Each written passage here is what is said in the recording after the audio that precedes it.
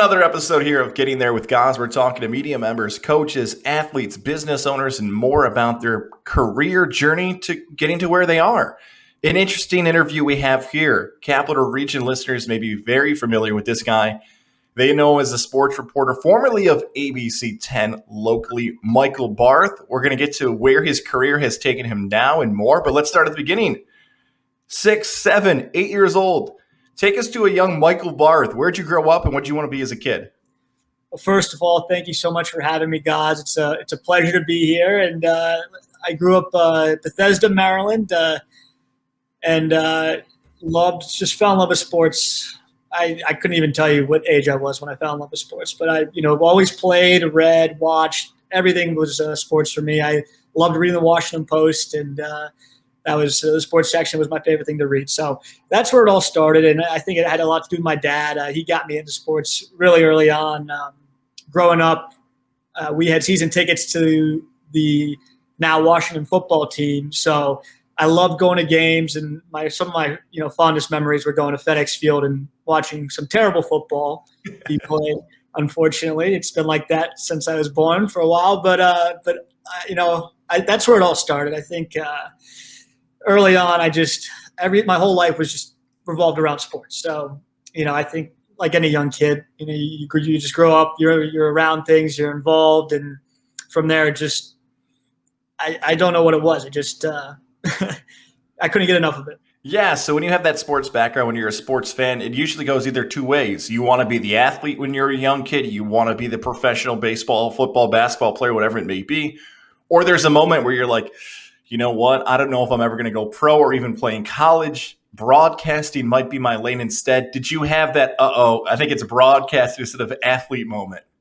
I don't know if I had a specific moment for sure, but I think I knew early on that, playing at the next level, even in college, wasn't going to be something available for me. I was a good athlete. I still think I am a good athlete. But when I was a freshman in high school, I was 5'2", 110 pounds, and really wasn't the biggest kid. So I never really thought of myself of having an opportunity to play at the next level. And as you get older, I think there wasn't one specific moment, but sports broadcasting was always in the back of my mind. So my mom actually grew up just outside of Syracuse, which we'll get there soon. She grew up in Chittenango. And so anytime we went up to visit my grandparents up there, they'd be like, it's they have a great broadcasting school at Syracuse. And it was always in the back of my mind. So I think it was planted there from an early age. And as you'll see, it manifested itself. You left me a good segue. I can't pass on it. Let's talk about it. So grandma's like the recruiter who's getting in your ear and telling you there's only one school. I know that. I'll tell that experience on a podcast in the future. My mom was the same way. She'd hang up on coaches and say, no. They didn't actually call today. She was the recruiter like you're talking about your grandma being. What other colleges did you apply for? And did grandma finally win out? We know she won out, but why did you eventually choose Syracuse? It's funny. I mean, Syracuse was really it for me. I applied early decision to Syracuse. And the other schools that I was looking at, JMU, James Madison, I don't even remember. I visited a couple schools, but Syracuse was it for me. I think it was funny. I can't remember. It was the fall of senior year maybe in high school, and I was just sitting there on the couch watching golf, and I remember this distinctly, and I was like, I'm going to go to Syracuse. That's it. I'm going to go to Syracuse. I'm going to pursue broadcasting, and that's it. It was just a funny moment. And then I told my dad, and he was like, "So why do you want to go to Syracuse?" And I was like just a typical teenager. Like, I don't know. I think I'll have fun there. And he, of course, he did not appreciate that answer. He wanted a more distinct plan. So I think once I figured things out more, he was supportive. But my mom loved it. My mom and my grandparents, they're like, yeah. They were all in, and my mom right away was like, "That's great! I can't wait for you to go to Syracuse." So yes, and as you can see on our visual sign, if you're watching us, Getting There with Goz in the Media on the YouTube channel, Michael's got the beautiful Syracuse garb on right now. That's right. So we've talked to some fellow graduates like yourself about that first day you step on campus at Syracuse. And a lot of the former guests have been play-by-play people. Like that was their goal. They wanted to be play-by-play, and they talked about their experience at WAER and Z89. You've got the television background. You're a television reporter. You're a television anchor. Did you have a similar experience your first times at Syracuse? This whole having to almost get passed to be on the air, or is that just specific to the play-by-play guys? I think when you get there, there's so many people who have had, it has such a great reputation because of the people who have been there before you. So you always, right when you get there, you have those dreams, you have those visions of being on air. And for me, I never really considered the play-by-play route. I didn't love it as much. It wasn't, for some reason, it didn't appeal to me. So I did Z89, I did WAER, and I think I maybe called 1 or 2 games for Z89. Pretty poor play-by-play skills on my part. But it was really about TV for me. I don't know why. I never was like, oh, I have to be on TV. But when I went into broadcasting, I got involved with Citrus TV there too. So I didn't have a specific reason why I chose TV, but it was more appealing to me than play-by-play. Yeah, let's discuss Citrus TV, because for those who are not familiar with Citrus TV, like that is, and maybe you'll feel differently than this, it feels as if it is a professional setting. Like this is not a college television station, although it is in the name. What they do at Citrus TV is very similar to a professional job and everything else. What were those first moments like for you, actually having the camera in front of your face and being an on-air personality from the television side, working with Citrus TV? It's, those first moments, I think you're kind of naive. You don't know what you're doing, and you just you hope you're doing it right, and you try and get good feedback. But if I go back and watch my early stuff, I just cringe at how bad I was. But I think, most people would have that same experience. Some people are supremely talented from the start. I was not one of those people. But those first moments on camera, you're just trying to get reps. You're just trying to grow, and you're just so excited to be in front of the camera because you have to work your way up, of course. So you put in the time, and then so the first semester I got involved was my sophomore year, and I was more behind the scenes, watching other people do stuff on air. And then I think my second semester sophomore year is when I got an on-air spot, which was great. So I was just happy to be on air, just excited to be in front of a camera and talk and try to sound like I know what I was talking about. See, it's interesting because the television, radio, and the other sides of it, maybe the talk side of it, there's all different elements of the game. Like play-by-play, you're obviously following the action. TV, you're getting your shots. Talk, you're maybe taking notes. But I know you, as much as a reporter and an anchor, is a fan. Did you actually ever get to enjoy the action in the dome, like cheer on the orange and be a student, but also mixed with the television side of it? It was hard. That was one of the hardest things for me when, the no cheering in the press box. You hear that from day one, right? But when I was covering, I think it was senior year, I was covering a Syracuse basketball game. They were playing Virginia Tech, and Benajay hit a late 3 to put them ahead, and I gave my like a little fist pump. Nobody was really around me, but I had to be a fan. I couldn't put that aside. It just was really hard for me to do that. I remember I got to cover the last Syracuse-Georgetown game in D.C., at least regular season-wise, my senior year. Big East Syracuse-Georgetown game, I should qualify that. And I'm sitting there. There's just no way I wasn't going to root for Syracuse that day. So it was tough. That was one of the hardest parts of the job. And going forward, when I got into the professional side of things, it also, I saw it there because you're working so much and you're always covering something. It kind of takes away from watching Syracuse games like I love to do. So that was a little bit tough. I haven't offered this to anybody else. You're the first person. Born and raised, as you know, I'm a Syracuse guy, like literally grew up in Syracuse, a few minutes away from the Dome. All my buddies, all their moms and dads were all Syracuse fans. Whenever you want to come back to Central New York, you are more than welcome to tailgate with my buddies because I know how passionate you are about the Orange. It was you, me, Chet Davis, Connor Clark, one of my buddies from back home. I think a few other, John Longton, I think was there as well. Mm-hmm. And we were rooting on the Orange. And I think you beat everybody with how bad Syracuse lost to Baylor, how bad you took it. I'm like, Michael Barth can come anywhere he wants with my buddies. Because if he feels that way as a dude who didn't even grow up in Central New York about the orange, he's okay in my book, man. So there you go. Like, you really, truly bleed orange. That's your school, which I absolutely love about you. But at some point, they do tell you have to leave campus and you have to graduate. Take us through those final few weeks at Syracuse and what happens and what's the first professional job you land and how long does it take for it to happen? Well, first of all, so the final few weeks at Syracuse, my senior year, we go on the improbable run to the Final Four. So my 4 years at Syracuse started with a run to the Final Four my freshman year and ended with a run to the Final Four my senior year. And that was just, you couldn't, Never happened. It's never happened in the history of the program. You got to do it. Yeah, I think we were the only class to get 2 Final Fours for our 4 years. I could be wrong about that, but it was so much fun. That run was ridiculous. And I remember I was on spring break. I didn't even watch the selection show because I was so depressed after they lost to Pitt in the ACC tournament. I was like, there's no way they're going to get in. Then they got in and went on this run, and that was amazing. So it was a great way to end. Obviously would have loved to win the whole thing, but I think that year we were just happy to be there and happy to get in the tournament. So, and then the last few weeks, it's so funny because when, they tell you when you're a Newhouse, like, don't expect to have a job or right after graduation. It's going to take time. They sent a letter home to my parents saying, hey, don't worry if he doesn't have a job. It'll be okay.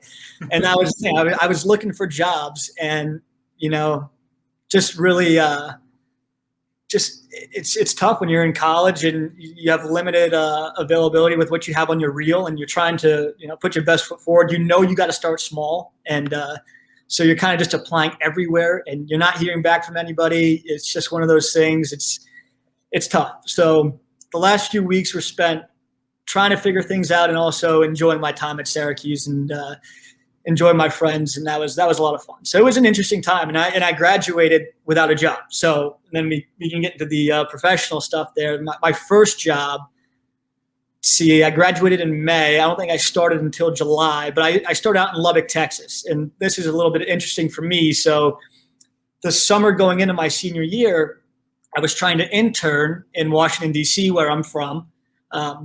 I grew up in Maryland, just outside of Washington, D.C., but I wanted to intern in the market and do all that stuff. And I had a good resume, but it just didn't happen for me for whatever reason. I didn't get an internship there, and I was kind of stuck without something. And my aunt, who lives out in Houston, Texas, had a connection to the news director in Lubbock. So she was like, you know what, you want to go intern in Lubbock for the summer? And I was like, sure, why not?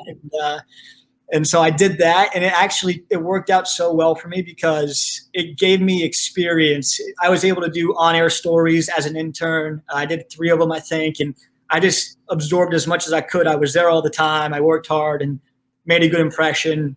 So, I think when it came time to get a job, they had an opening, and the news director reached out to me and was like, we'd love to have you back. So for me, I think, if somebody who is listening to this and wants to get into broadcasting, interning maybe at a small station, at a small market was really valuable in terms of knowing what you're stepping into and also getting an opportunity because I'm not going to get a job in Washington, D.C. right out of college. That's just insane. So that really helped me out. It just was happenstance. And I was sure I'll go to Lubbock and that was just an experience in itself. It's a huge advantage because you have those connections. They know how you've worked before. You know the market a little bit. It's a huge advantage having that internship. And like you said, it paid off for you to land that first professional job. So there you are, just a few months removed from graduation. You get the first professional job. Take us through it. What are your responsibilities? What are your hours? What are you doing on a day-to-day basis? So in Lubbock, the station, it was 2 stations. So I think they call it a duopoly in the business, but it was a CBS and ABC station, but we had 2 different sports departments. So I was the 5th person, and I would work on both sides of KMAC and KLBK, if this is making sense. So so I started out as the 5th person, and then a guy who I interned with in the summer before, he was the weekend guy on KLBK, and he ended up leaving a month after I got there. So another just fortunate break. So I went from the 5th guy to the weekend sports anchor on the KLBK side. So, right away I was getting reps on air and working weekends, although I was doing that before the first month, but you get right into it. And it was really just about getting reps. I think people in this job will tell you, the more reps you get, the better you get. So I got another lucky break, and I think that's when I look back on my broadcast career, I just got lucky. I really did, and things just worked out for me. So from there, you're working Saturday, Sunday, and you're working on especially out in Lubbock. I was pretty much on my own with certain things on the weekends. So it was definitely an interesting time. And, your weekends are Monday or Tuesday or Wednesday, Thursday. And it's the hours are weird. You're working late Friday night. You got high school football. I mean, we get off at 1 a.m. on a Friday night. So it was just, it was pretty wild. It's true. High school football is king in Texas. Like, you really don't know what it is until you experience, because you got to do it. It's so much different. When I came to New York, it just didn't, in terms of the atmosphere, the importance. We had regular media availabilities with the high school football coaches. It was just like this is. I mean, they care about it so much, and it is a lot of fun. And their season is. The regular season's maybe 12 games, and then if you win the state championship, you're playing till Christmas. And I mean, it's just it's insane, and it's different. So when I came to New York, they play 7 or 8 regulars. I think it's 8 regulars games in New York, and then and then your season's over by Thanksgiving. In Texas, they're just getting to their playoffs by Thanksgiving. So it's just. And in Texas, it's such a big state too. It's, you're driving all over. So I was in Lubbock, and you pick a highway and you just follow it out there, and you can try to hit as many schools as you can. But it's just, and you can see it's so flat there too. So you can see the stadium lights blaring, when you're miles away from the stadium, and it's just, it's hard to describe. It was a lot of fun. It definitely lived up to its reputation. Yeah. 2 things to follow up to. You mentioned basically you're the 5th guy, the 5th stringer. So just to go through that depth chart real quick, it's like 2 people are on air on one station, 2 on the other, and then one of them, when they're out of the rotation, that's when you would have been able to get your on-air reps? Yes, exactly. Yep. So you had 2 sports directors, 2 weekend people, and then you had me, who would go back and forth doing stories, covering certain events, kind of being like in a hybrid role, but not specifically anchoring yet. Yep. And then with that being said, this is good advice for young reporters, anchors, broadcasters. There was some type of change, and I don't know if Lubbock, Texas also does this in New York, or it's state to state, or maybe broadcaster to broadcaster. You are not Ron Burgundy. And what I mean by that is that you're going out and shooting these games. You're doing the interviews. There is not a separate camera guy with you who's doing it. You are actually doing it yourself. Was that the case for everybody with you in Texas? Was there a transition period?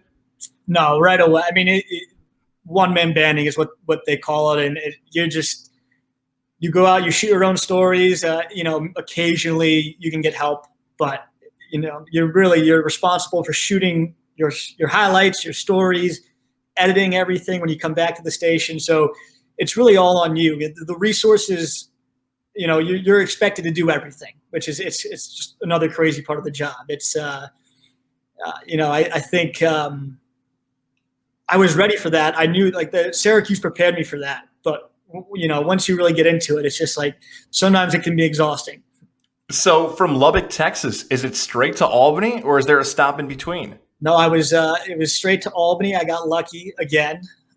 That's a common theme for my career again. And but my news director in Lubbock, who I had a relationship with, was also really good about it too. He was very helpful, and the station in Albany. So I worked for Nexstar Broadcasting in Lubbock, and the Albany station is Nexstar Broadcasting as well. So Nexstar owns a bunch of stations throughout the country, and they were really so it's easy to move within Nexstar when you have a contract with them. So I was in Lubbock for a year, and the news director in Albany liked my stuff and reached out to my news director, and he put in a good word. And I got flown out for an interview, and that was just I was so nervous, man. I can't tell you how nervous I was. I didn't have to do that my first time around in Lubbock. So, you're walking in and you audition on air, and then I met my sports director, Liana, so I spent some time with her, and it was really funny, though. I remember I flew out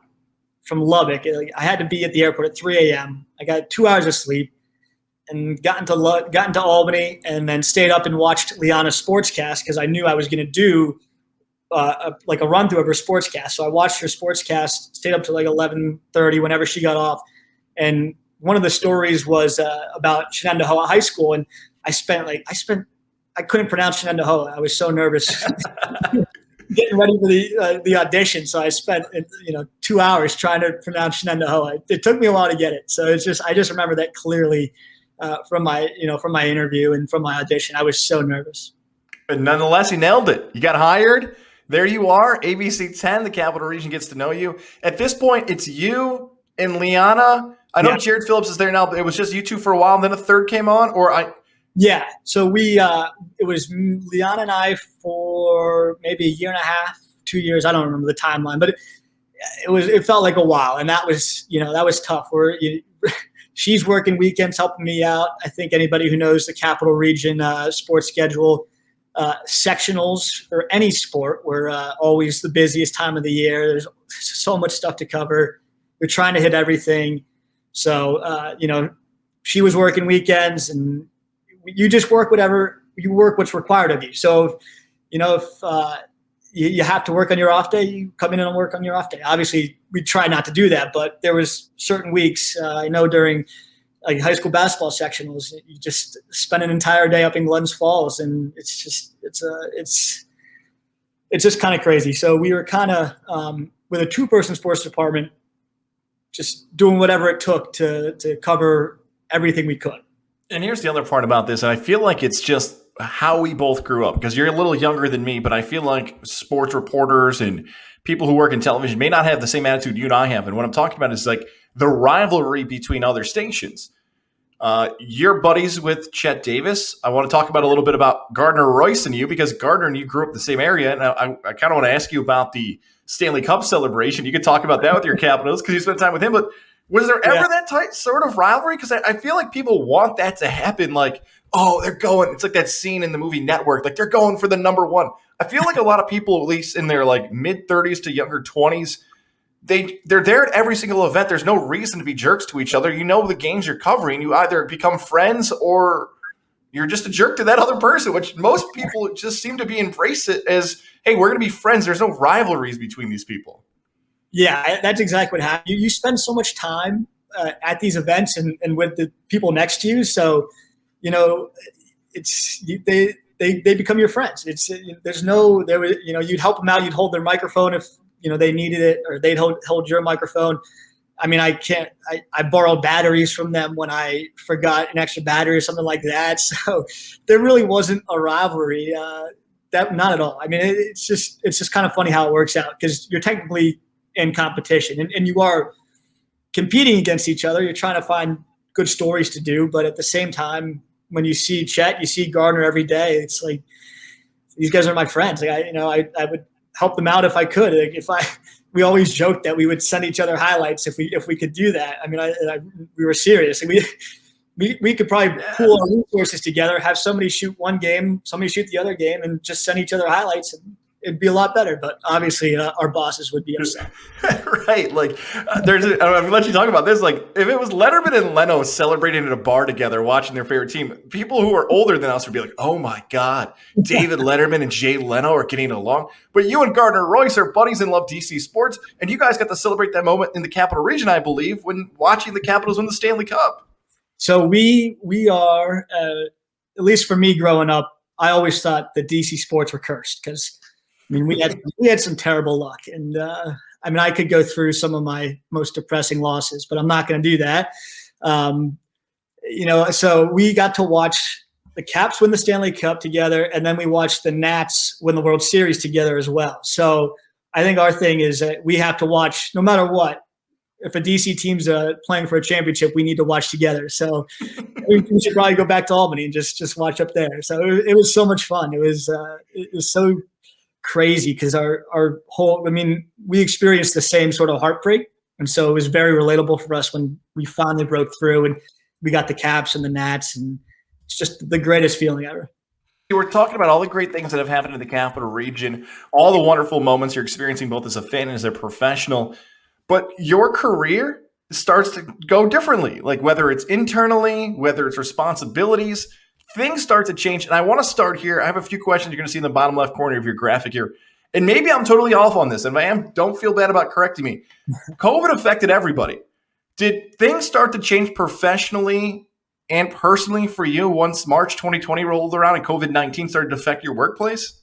No, I don't think so. I think if you ask people in my job and in broadcasting, I think everybody sort of thinks about getting out at some point. I don't want to speak for everybody. I don't want to paint with a broad brush, but as I got older and you're working weekends, you're working holidays, there's really no time off. You can take time off in the summer but then you roll right into Saratoga track season. So you're always, we, at least at News 10, we were going big with that. So those thoughts just sort of kept creeping up, and it wasn't COVID. It was just, I think it was accumulation of the last 5 years of my life and sort of moving forward. So I think COVID to me, I think it gave me a chance to breathe because our schedule shut down. I mean, I'd love to be covering more sports, but it did give me a little bit chance to take a step back and be like, okay, work's not as involved as it usually is. Yeah, and you know what? I feel like for everybody across the board, whether it was radio, whether it was the printed word, whether it was television, there was almost a fear of the format, if you know what I mean by that, because you and I have gone through this experience that we've seen maybe their traditional newscast. An older audience may look at it. Maybe the old school sports center that you and I grew up with is completely changed. Was there ever a thought of, you know what, when COVID ends or when sports comes back, maybe our sports update isn't going to look the same? For us, our station kept everything the same, which was actually great. It was great, but we were also, struggling to fill content. We had 4.5 minutes in our 10:30 show. On my weekend shows, I had 4.5 minutes of my sportscast, and some days you're like, what the heck am I going to talk about? So I think we were fortunate in the fact that our station remained committed to it. But I think outside of my station, I think you're seeing there was a trend saying, at least at the local level, maybe news directors were saying sports aren't as important. We can cut back sports and get away with it. So I think that's definitely a real fear, especially coming out of COVID, because sports coverage was so scaled back. You weren't going. I would love to see how many local stations sent a reporter to the NCAA tournament this past March. So I'm sure it wasn't that many. I mean, it's just it's one of those things. The trend coming out of COVID, it's going to be interesting to see, because I think, at least from some feedback I've heard, that news directors are saying, we can get away with not doing sports. So it's a little, with someone who loves sports and cares about it, it's a little concerning. Yeah, and let's go kind of through the timeline as much as you want to share it, as little as you want to share, because it technically, it was your former employer now, and if you've missed the news, Michael Barth is no longer with ABC10. He's decided to make that decision on his own. Was it 6 months, 3 months? Was it just looking at I always talk about contracts where it's, as much as it is like, the date's coming, it almost feels like a death date at times where it's like, okay, something has to be decided before this, or I'm doing something different. What was the timeline for you personally where you're like, you know what? This is the decision I'm going to make? It was definitely last year during the pandemic. And I think, like I said, it was building. It built to this. And once I came to the decision, it was tough. I mean, it's hard to let it go. You think about all the hard work you put into it, all the long hours you work, and, starting out in Lubbock, Texas, and all the stuff you did at Syracuse and all the people you met. It's definitely, it was not easy just to let it go. But it was definitely last year I came to a solid decision, and then started actively looking for jobs. And that was a process in itself. So it took a while to finally come to a head and finally get an opportunity to move on. Do you feel like the decision to leave TV is more common in that field than any other field? And I just bring that up because I know some people here locally. Rich Becker used to be on television. He's done more Albany stuff now. Mark Bardak was a former television reporter. He works for Ed Louie & Associates, runs Ed Louie & Associates. Kelly O'Donnell, who people may remember from CBS 6, now does things for Sienna. Like, those are just 3 quick ones off the top of my head. You might have the best vibe of anybody. Why is it television where it seems so many of those people transition out of it in comparison to radio or print? It's an interesting question. I really can only speak for myself, but I think, there's just no good hours in TV. And you have to be there late. I mean, you get off at 11:30 at night, if that, because you get done with the show, and then you got to post stories to the web now, and that's also part of your responsibility. So, you get off at midnight every night, and it's just it's a tough way to live, I think, and it's just demanding. It's you work holidays. There's no there's always a newscast. Someone has to be there. So especially when Leon and I it was just us. Someone always had to be there when the other was on vacation, and it's just one of those things where you have to really love it. And I did coming out of college. I had the passion, but when that passion wanes, I think that's when you start to see people get out of the business. Yeah, it's very fascinating, and I wonder about that. That if the passion, look, you could be passionate all you want. I think you're a great example of this. You have the passion, but at one point, you have to have a social life and a personal life and a personal balance, and you're away from your family. You're away from the people you may have grown up with. How long do you want to do it? And this is no disrespect to Albany, by the way. Like, if you grew up as you technically didn't grow up as a Nationals fan because they weren't around yet, but if you grew up as a DC sports fan, hey, I'm willing to sacrifice these hours to cover these teams I've grown up and loved. But if I'm doing this X amount of hours away from my house, how much longer do I want to do this? I want to get your advice for young TV reporters and anchors and people who want to enter this field in a second. But first, can you share with us the opportunity you took? When we're taping this is May of 2021, so I don't know if any details can actually come out yet, but share as much or as little as you'd like to say where you've gone now post-TV. Yeah, so I actually just started today as of this taping, and it's in the finance industry, entry-level job, and just getting my feet wet and doing that, and potentially business schools on the table as well. So we'll see what happens with that, but that's where I'm at right now, and it's just yeah. I mean, I think for me, it was more of a sort of a lifestyle change. So I think that was specifically what I was looking for. And then soon to be the financial consultant and soon to be recruit by Godzilla Media. I'll continue my recruiting pitch for you to come out of retirement. You're going to be like a boxer, Michael Barth. I'm just going to hit you up randomly at 1 a.m. in the morning. What are you doing right now? You want to tape a podcast? So just prepare for the recruiting pitch to not stop anytime soon.